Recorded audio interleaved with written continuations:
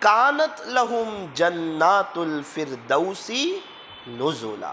اللہ تبارک و تعالی ہمارے ایمان کو مضبوط فرمائے، اور اللہ تعالی ہمیں اس پر شکریہ ادا کرنے کی توفیق عطا فرمائے۔ تو ایک بات یہ طے کرو کہ انشاءاللہ ہم شکریہ ادا کریں گے۔ اب ایمان بڑھے گا تو کیا فائدہ ہوگا؟ فرمایا کہ ایمان بڑھتا رہے گا، شکریہ ادا کرتے رہیں گے، ایمان میں بڑھوتری ہوتی رہے گی، اور زندگی پر شکریہ ادا کریں گے انشاءاللہ ثم انشاءاللہ موت کے وقت ایمان پر خاتمہ ہوگا، اور ایمان کے ساتھ اس دنیا سے جائیں گے۔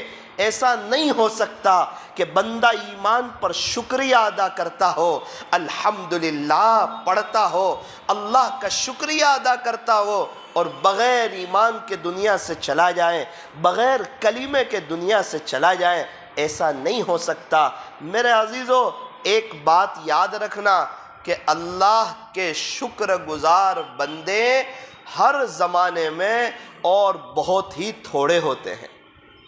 یہ قرآن کریم کا اعلان ہے، وَقَلِيلٌ مِّنْ عِبَادِيَ الشَّكُورُ وَقَلِيلٌ مِّنْ عِبَادِيَ الشَّكُورُ، کہ اللہ کے شکر گزار بندے جو ہوتے ہیں نا، وہ بہت تھوڑے سے ہوتے ہیں۔ اس لیے میں نے وقت کے جو بڑے بڑے مشائخ اور ہمارے اکابرین کی دعا میں اس بات کو بطور خاص پایا، وہ یہ دعا ہمیشہ کرتے تھے کہ اے اللہ، آپ کے ان تھوڑے شکر گزار بندوں میں ہمیں بھی شامل کر لیجئے۔ اے اللہ، آپ کے ان تھوڑے شکر گزار بندوں میں ہمیں بھی شامل کر لیجئے۔ اے اللہ، آپ کے ان تھوڑے سے شکر گزار بندوں میں ہمیں بھی شامل کر لیجئے۔ میرے عزیزو، اگر کوئی انسان اس دنیا میں وی آئی پی لائف چاہتا ہو، عزتوں بھری زندگی چاہتا ہو، محبتوں بھری زندگی چاہتا ہو، اللہ کا تعلق چاہتا ہو، نماز میں حاضری کے ساتھ حضوری چاہتا ہو، اور داعی کے جو صفات ہونے چاہیے وہ چاہتا ہو، اور دعوت و تبلیغ کی یہ جو عظیم الشان محنت ہے اس کا فہم چاہتا ہو، اور اس کی بصیرت چاہتا ہو، اور دل اور دماغ کے ساتھ اس مبارک محنت کو کرنا چاہتا ہو، مواعظ حسنہ چاہتا ہو، اور سلوک کو طے کرنا چاہتا ہو، اللہ کی محبت میں اور اللہ کے عشق میں آگے بڑھنا چاہتا ہو، اور دنیا میں نعمتوں میں اضافہ چاہتا ہو، نعمتوں میں بڑھوتری چاہتا ہو، اور اللہ کے یہاں اپنا اونچا مقام چاہتا ہو، اونچی جنت چاہتا ہو، دنیا اور آخرت دونوں سنور جائیں، یہ اس کے دل کی چاہت ہو، تمنا ہو، کیا کریں؟ تو دل کے کانوں سے سن لیجئے، اللہ کا شکریہ ادا کرنا شروع کریں، الحمدللہ پڑھنا شروع کریں، اللہ اتنا نوازیں گے کہ بندہ تھک جائے گا۔ یہ صرف اللہ والوں کا نہیں بلکہ تمام انبیاء کا، رسولوں کا یہ متفقہ وظیفہ ہے کہ سارے انبیاء اللہ کے شکر گزار بندے تھے، اور سارے صحابہ شکریہ ادا کرنے والے تھے، سارے تابعین، تبع تابعین، اولیاء عظام، محدثین، مشائخین، یہ سب الحمدللہ پڑھنے والے، زبانی اور عملی شکریہ ادا کرنے والے۔ آنکھ کا زبانی شکریہ ہے الحمدللہ پڑھنا، اور عملی شکریہ ہے بد نظری سے بچنا، اور اللہ کے مخلوق میں غور و فکر کرنا، ماں باپ کو محبت کی نظر سے دیکھنا، مکہ مکرمہ جائیں تو بیت اللہ شریف کو دیکھنا، اللہ کے قرآن کو دیکھنا، اللہ کی بنائی ہوئی چیزوں میں غور و فکر کا کرنا، اللہ نے جو کرنے کو کہا ہے وہ کرنا، اور جس سے رکنے کو کہا ہے اس سے رک جانا۔ میرے عزیزو، یہ آنکھ کا عملی شکریہ ہے۔ ایک ہوتا ہے رحمانی عشق اور ایک ہوتا ہے شیطانی عشق۔ زلیخا جو یوسف علیہ السلام کے ساتھ جو محبتوں والا جو معاملہ کرنا چاہتی تھی، اور آپ سے جو محبت کرنا چاہتی تھی، اس کی نیت کچھ اور تھی، تو اللہ نے اسے ملکہ سے ہٹا کے بھکارن بنا دیا۔ اور یوسف علیہ السلام کے پاس جو اللہ کی محبت تھی، وہ رحمانی عشق تھا، وہ سچا عشق تھا، وہ سچا پیار تھا، اللہ نے یوسف علیہ السلام کو غلامی سے اٹھا کر بادشاہت کے تخت اور تاج پر بٹھا دیا، اور یوں فرمایا کہ ہر دور اور ہر زمانے میں اللہ پاک کا یہ قاعدہ رہا ہے کہ جو زلیخا کی نقل اتارے گا اللہ اسے ذلیل کرے گا، اور جو یوسف علیہ السلام کی نقل اتارے گا اللہ اسے فرش سے اٹھائیں گے اور عرش تک پہنچا دیں گے۔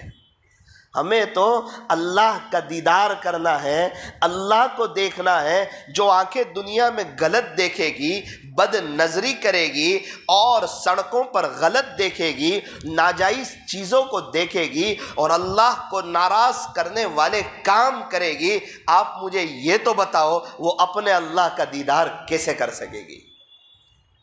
حضرت حوا علیہ السلام سے جو غلطی ہوئی تھی وہ نظر ہی کی برکت تھی۔ جنت میں اس درخت پر پہلے نظر پڑی تھی، ابتدا نظر سے ہوئی تھی، اور قابیل اور حابیل اور جو قتل والا جو معاملہ پیش آیا اس کی بھی کہ اس کی جو نظر پڑی تھی وہ نظر والا معاملہ تھا۔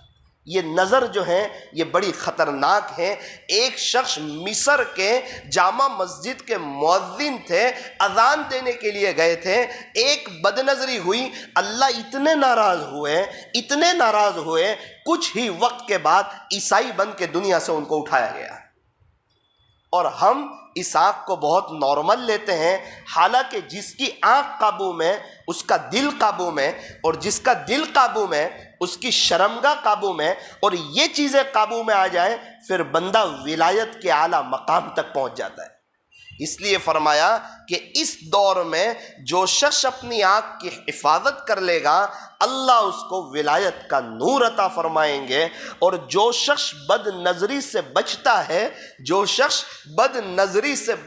ہے اللہ اس کو ایمان کی حلاوت عطا فرماتے ہیں۔ آج تک تو ہم نے دنیا بھر کی چیزوں کی حلاوت چکھی، دنیا بھر کی چیزوں کا مزہ چکھا، ایک کاش ایمان کی حلاوت ہم چکھیں۔ یہ اللہ والے جو ہیں یہ اپنے نظر کی حفاظت کرتے جاتے ہیں تو اللہ ان کو ایمان کی حلاوت عطا فرماتے جاتے ہیں۔ اس لیے فرمایا کہ انسان کو چاہیے کہ کسی کے مال پر نظر نہ رکھیں، کسی کے منصب پر نظر نہ رکھیں، بلکہ دنیا کے معاملے میں اپنے سے اوپر والے کو کبھی بھی نہ دیکھیں بلکہ اپنے سے نیچے والے کو دیکھیں۔ جب بندہ دنیا کے معاملے میں اپنے سے نیچے والے کو دیکھے گا تو ہمیشہ اللہ کا شکریہ ادا کرتا رہے گا، الحمدللہ پڑھتا رہے گا۔ ایک شخص کی ملاقات ہوئی ایک جگہ پر، آپ کے سورت کے رہنے والے، تو ملاقات ہوئی، وہ بڑے پریشان، میں نے کہا بڑے پریشان نظر آتے ہو، حالانکہ اللہ نے آپ کو اتنا نوازا ہے، اتنا بڑا بنگلہ ہے، اتنی شاندار کاریں ہیں اور اتنی ویل سیٹ لائف ہے، اور آپ کے پاس پیسے کی ریل پیل ہے، اور روزانہ کی آپ کی اتنی آمدنی ہے اور آپ کا اتنا نفع ہے، پھر بھی آپ پریشان کیوں، پھر بھی آپ بے چین کیوں؟ وہ مجھے کہنے لگے مولانا صاحب آپ کو کیا معلوم، وہ فلاں کے تو 200 کروڑ کا مالک ہے اور وہ فلاں جو ہے نا وہ 300 کروڑ کا مالک ہے، اور اس کا نام تو آپ نے سنا ہوگا، وہ 500 کروڑ کا مالک ہے، اور وہ جو ہے نا وہ 1000 کروڑ کا مالک ہے، اس کے مقابلے میں اپنے کچھ بھی نہیں ہے۔ میں نے کہا زندگی بھر پریشان رہو، مال بھی ہے اور دنیا میں عذاب بھی چالو ہے۔ میرے عزیزو، یہ ہیں اپنے سے اوپر والے کو دیکھا، کروڑوں پتی ہونے کے باوجود، کروڑوں کا بنگلہ ہونے کے باوجود اللہ نے بے چین کر دیا، اللہ نے پریشان کر دیا، اللہ نے تڑپا دیا۔ میں نے انہیں کہا الحمدللہ میں بہت خوشحال ہوں، میں اپنے اللہ سے بہت خوش ہوں، مجھے میرے مقدر پر کوئی شکوہ نہیں ہے اور ہونا بھی نہیں چاہیے۔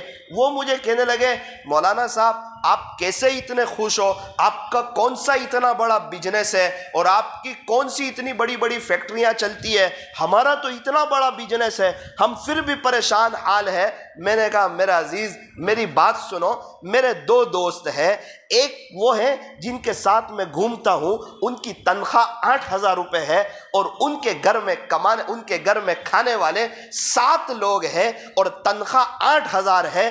20 روپے کی 22 روپے کی ایک دودھ کی تھیلی آتی ہے، اس میں 13 کپ چائے بنتی ہے، اور کیا چائے اور کیا دودھ، کیا پانی، کیا شکر، کیا چائے کا ٹیسٹ، مشکل سے ان کا گھر کا خرچہ ہو رہتا ہے۔ تو ایک تو میں ان کے ساتھ گھومتا ہوں، اور میرے ایک دوسرے دوست ہیں، ان کی تنخواہ 6,000 روپے ہے، ان کے گھر میں بھی کھانے والے بہت زیادہ ہے۔ تو میں ان کو دیکھتا ہوں تو مجھے یوں لگتا ہے کہ اللہ نے مجھے بہت اچھی حالت میں رکھا ہے، اور الحمدللہ ثم الحمدللہ میں بہت خوش ہوں۔ اور اس عاجز کی ایک بات آپ سن لیجئے، اگر آپ اپنے سے مالداروں کو دیکھتے جاؤ گے ہمیشہ پریشان ہوتے جاؤ گے۔ یہ دنیا ہمیشہ نہیں رہے گی، ہم اس دنیا میں ہمیشہ نہیں رہیں گے، ہمارا بزنس ہمیشہ نہیں رہے گا، ہم ہمارے بزنس میں ہمیشہ نہیں رہیں گے، یہ ہمارا فون ہمارے پاس ہمیشہ نہیں رہے گا، ہم ہمارے فون میں ہمیشہ نہیں رہیں گے، یہ ہمارا بنگلہ، یہ ہمارا گھر، یہ ہمارا شاندار فرنیچر، اور یہ ہماری بائک، اور یہ ہماری کار، اور یہ ہماری دنیا بھر کی چیزیں، یہ ہمیشہ نہیں رہے گی، اور نہ اس میں ہم ہمیشہ رہیں گے۔ آج ہم زمین کے اوپر ہیں، ان قریب ہم زمین کے نیچے ہوں گے۔ یوں فرمایا کہ دنیا کام کے لیے، دنیا عبادت کے لیے، اللہ کو راضی کرنے کے لیے، اور قبر جو ہے وہ آرام کے لیے۔ دنیا میں جو اللہ کو راضی کرے گا، اللہ اس کی قبر کو جنت کا باغیچہ بنائے گا، اس کی قبر کو تا حد نگاہ وسیع کرے گا، اس کو قبر میں اللہ شاندار اور خوشبودار اللہ اے سی عطا فرمائے گا۔ اور وہ اے سی کون سا ہوگا؟ فرمایا کہ وہ اتنا شاندار اے سی ہوگا کہ اللہ اس کی قبر میں جنت کی کھڑکی کھولے گا۔ یہ سب سے بڑا اے سی ہوگا کہ بڑی شاندار اور خوشبودار اور ہلکی ٹھنڈی ٹھنڈی ہوائیں وہاں سے آئے گی، اور اس کو اللہ بہاریں عطا فرمائے گا، اس کی دنیا اور آخرت اللہ ویل سیٹ بنائے گا۔ میں نے کہا سنو سنو، ان کی تنخواہ 8,000 روپے ہے، اس کے باوجود جب ان کا پگار ہوتا ہے وہ اس میں سے 80 روپے 80 روپے 1000 پر 10 روپے اپنے اللہ کے لیے نکالتے ہیں۔ گھر میں 7 لوگ کھانے والے ہیں، اپنی موت یاد ہے، اللہ کے پاس جانا یاد ہے، یہ دنیا کا دھوکہ یاد ہے۔ میرے عزیزو، ہمیں بھی چاہیے کہ ہم اللہ کی طرف آئیں، ہم بھی اپنی قربانیوں میں آگے بڑھیں، محنتوں میں آگے بڑھیں، ملاقات بڑی شوق کے ساتھ کریں، اللہ کے دین کے خاطر ہم قربانیاں دیں، ہم اپنے انفرادی اعمال کو بھی مضبوط کریں، ہم اپنے اجتماعی اعمال کو بھی مضبوط کریں، ہم اپنی مسجد وار جماعت میں بیٹھیں، ہم اپنے دونوں گشت میں شرکت کریں، ہمارے یہاں مسجد کی تعلیم میں شرکت کریں اور ہمارے گھر کی تعلیم میں شرکت کریں، اور جو ہے حلقے کا مشورہ ہو، شہر کا مشورہ ہو، اس میں شرکت کریں۔ جب اس میں شرکت ہوگی، امت کے حالات سامنے آئیں گے تو امت کا درد آئے گا۔ جب اللہ کے راستے میں نکلیں گے اور امت کی بے دینی دیکھیں گے۔ ایک شخص سے ہم لوگ ابھی کچھ میں ملاقات کے لیے گئے، ہم نے پوچھا آپ کون؟ کہنے لگے کہ ہم امیر حمزہ کی اولاد میں سے ہیں، حضرت امیر حمزہ رضی اللہ عنہ ہمارے نبی علیہ السلام کے چچا، ہم ان کی اولاد میں سے ہیں۔ میں نے کہا میں نے آپ سے یہ تو پوچھا نہیں کہ آپ کس کی اولاد میں سے ہیں، میں نے تو آپ کا نام پوچھ رہا ہوں، میں کہاں پوچھ رہا ہوں کہ آپ کس کی اولاد میں سے ہیں۔ میں نے کہا چچا جان، ابو لہب جو تھا نا یہ ہمارے نبی کا چچا تھا، نوح علیہ السلام کا جو بیٹا تھا نا وہ نوح علیہ السلام کا سگا بیٹا تھا۔ اللہ کے یہاں حسب نسب نہیں دیکھا جاتا۔ حضرت بلال حبشی تو سعودی کے رہنے والے بھی نہیں تھے، وہ تو حبشہ کے رہنے والے تھے، لیکن ایمان اور اعمال اور اللہ کے ساتھ کا تعلق ایسے ہی مسجد نبوی میں ہمارے نبی علیہ السلام کے یہاں مسجد نبوی میں وہ مؤذن بنے اور اتنا اونچا مرتبہ پایا کہ آقا نے فرمایا کہ بلال میرے قدموں سے اٹھایا جائے گا۔ ایسے ہی کوئی مرتبہ مل گیا، ایسے ہی اتنا اونچا مرتبہ مل گیا۔ میں وہ اور چچا اور ان کے 2 بیٹے آئے، میں نے کہا چلو ماشاءاللہ آپ امیر حمزہ رضی اللہ عنہ کی اولاد میں سے ہو۔ تھوڑی دیر بات چیت ہوئی، پھر غسل کے فرائض کے بارے میں بات ہوئی۔ پہلے تو ان کے دونوں بیٹے، ان کو بڑی مشکل سے کلمہ صحیح کروایا، اور باپ اور دونوں بیٹے تینوں کو غسل کے فرائض کا معلوم نہیں تھا۔ یہ امت کا حال ہے، نہ نام رکھنے کا صحیح طریقہ معلوم ہے، امت کا حال بحال ہے، نہ ہمارے نبی کا نام معلوم ہے۔ کتنے لوگوں سے ملاقات ہوئی کہ ہمارے نبی کے نام کا نہیں پتہ۔ جماعت کے ایک شخص میرے پاس آئے، کہنے لگے مولانا صاحب میں ایک کی ملاقات کے لیے گیا تھا، اپنے ایک ہفتے کے بعد اس جگہ پر آئے نا، وہ آدمی مجھے ملا اور کہنے لگا بھائی صاحب آپ جو میری ملاقات کے لیے آئے تھے نا، وہ میرے لیے ہدایت کی گھڑیاں تھی، وہ آپ کی بات میرے دل پر لگی اور ایک ہفتہ ہوا میری ایک بھی نماز نہیں چھوٹی، الحمدللہ میں بہت سکون فیلنگ کر رہا ہوں، اب میں موت تک کبھی بھی نماز نہیں چھوڑوں گا۔ یہ کہہ کر وہ ساتھی رونے جیسا ہو گیا۔ میں نے کہا تو کیوں رو رہا ہے؟ کہا مولانا صاحب میں ہی گنہگار ہوں، وہ تو نماز پڑھ کے اللہ کے قریب ہو رہا ہے، ابھی تو میری نماز میں خلاصہ یہ ہے کہ دھیان نہیں لگ رہا ہے۔ میں نے کہا ایسا لگتا ہے اللہ تجھ سے خوش ہے کہ اللہ نے تجھ سے کام لیا اور تیرا آخرت کا بہت بڑا بزنس ہوا، اس کے باوجود تو تکبر میں نہ آیا، تو ندامت میں آیا، تو اپنے آپ کو مٹانے میں آیا، تو یہاں سے بھی تیری ترقی ہو رہی ہے، اور وہ جو نمازیں پڑھ رہا ہے وہاں سے بھی تیری ترقی ہو رہی ہے۔ میرے عزیزو جب ہم اللہ کے راستے میں جائیں گے، وقت لگائیں گے، انشاءاللہ ہمیں بہت فائدہ ہوگا، اعمال کے اعتبار سے بھی ہم آگے بڑھیں۔ حضرت مولانا یوسف صاحب چیف جسٹس ابو یوسف صاحب رحمۃ اللہ علیہ روزانہ 200 رکعت نفل پڑھتے تھے، اور حضرت امام احمد بن حنبل رحمۃ اللہ علیہ روزانہ 300 رکعت نفل پڑھتے تھے۔ سیدنا حضرت ابو ہریرہ رضی اللہ عنہ روزانہ 12,000 مرتبہ استغفار فرماتے تھے، اور ہمارے شیخ روزانہ 12,000 مرتبہ درود شریف پڑھتے تھے۔ ممبئی میں ایک بزرگ ہیں، وہ روزانہ 12,000 مرتبہ درود شریف پڑھتے ہیں۔ یہاں ایک چچا ہے، وہ 43 سال سے 43 ایئر سے روزانہ ایک قرآن شریف پڑھتے ہیں 6 دن، اور جمعہ کے دن درود شریف پڑھتے ہیں۔ میرے عزیزو ایسے ایسے لوگ ہیں جو آخرت کی تیاری کر رہے ہیں، اللہ کو راضی کر رہے ہیں۔ اللہ کریں اس دھوکے کی دنیا سے ہم بھی نکلیں، یہ دنیا کی رونق سے نکلیں، اپنی آخرت کو، اپنے قبر کے گھڑے کو، اپنی موت کو، اور قبر میں اللہ کے راستے میں تو بسترا بھی لے کر جاتے ہیں، یاد رکھنا قبر میں تو بسترا بھی نہیں ہوگا، ویسے ہی مٹی کے اوپر سلا دیا جائے گا۔ میرے عزیزو لوگ قربانیاں دے رہے ہیں، اور کتنے لوگ اللہ کے راستے میں وقت لگا رہے ہیں، ان کا وقت لگ رہا ہے، اور جو نکلتا ہے اس کا وقت لگ جاتا ہے، اور جو سوچتا رہتا ہے اس کا وقت رہ جاتا ہے۔ سالوں نکل جاتے ہیں، اس کا وقت لگتا نہیں۔ یہ سوچنے کا وقت نہیں ہے، یہ استخارہ کرنے کا وقت نہیں ہے، یہ عمل کرنے کا وقت ہے۔ میں اللہ کے راستے میں جاؤں کہ نہیں، استخارہ کر رہا ہے، میں قرآن شریف پڑھوں کہ نہیں، استخارہ کر رہا ہے۔ ابھی قرآن شریف پڑھ، ابھی موقع ہے، ایمان کمزور ہے، اللہ کے راستے میں وقت لگا، اللہ کو راضی کر۔ تو میرے عزیزو اصل چیز یہ ہے کہ بندہ جب فکر مند ہو جاتا ہے تو اس کے لیے نکلنا آسان ہو جاتا ہے۔ تو ہم لوگ طے کریں کہ انشاءاللہ اعمال کے اعتبار سے بھی ہم آگے بڑھیں گے، اور انشاءاللہ اللہ کے راستے میں ہم وقت لگاتے رہیں گے۔ کون کون طے کرتا ہے کہ انشاءاللہ پوری زندگی ہم دین کی خدمت کریں گے؟ پوری زندگی اللہ دیکھ رہے ہیں، اپنی طلب بتا دو اللہ کو کہ اللہ میں کرنے کے لیے تیار ہوں، آپ مجھے قبول کر لیجئے، صرف مجھے ہی نہیں میری نسلوں کو بھی قبول کر لیجئے۔ اگر خدا کو یہ اٹھے ہوئے ہاتھ پسند آ گئے، وہ تو دل کی سچی طلب دیکھتا ہے اور دل کی نیت اور ارادے کو دیکھتا ہے، وہ تو کالی رات میں کالے پہاڑ پر کالی چوٹی کے چلنے کی آواز کو بھی سنتا ہے۔ اگر دل کی سچی طلب ہوگی اللہ کام کے راستے کھول دیں گے، اور دل کے اندر سچی طلب نہیں ہوگی تو اللہ کے راستے میں نکلنے کے سارے راستے بند نظر آئیں گے، اور اگر دل کی سچی طلب ہوگی تو اللہ کے راستے میں نکلنے کے سارے راستے کھلے ہوئے نظر آئیں گے۔ اللہ پاک ہمیں صحیح سمجھ عطا فرمائے۔ تو بتاؤ کون کون ساتھی 4 ماہ اللہ کے راستے میں وقت لگانے کے لیے تیار ہے؟ وہ ذرا کھڑے ہو کے نام لکھو۔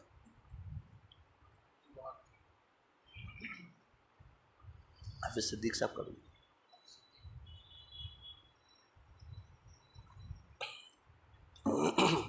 آپ کی جو ہے تشکیل وہ ہو جائے، اس کے بعد دعا بھی آپ پڑھ دینا۔